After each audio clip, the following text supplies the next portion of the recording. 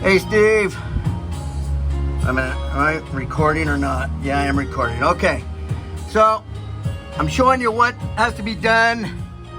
So if you ever have to drop the pan, the oil pan, the engine oil pan, I'm under the car. So what you have to do, there's three things. Well, it's more than three things, but this sway bar right here, it's connected here, and it's connected over here, right there. But then you have to disconnect the linkage, right?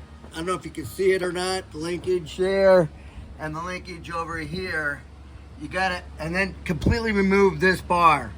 After that's removed, you have to drop the front differential, which is your drive shaft. So here's your CV joint or CV axle.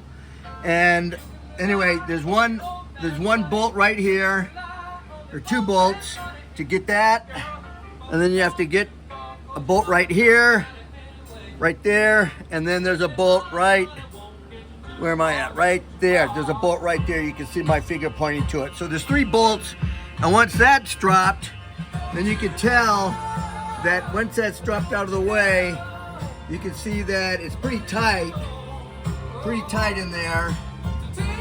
And once you drop that, this pan, this oil pan will come all the way off. That's all you have to do. And once that's done, then you can replace the gasket and whatever, but I'm replacing the gasket when this gets to you.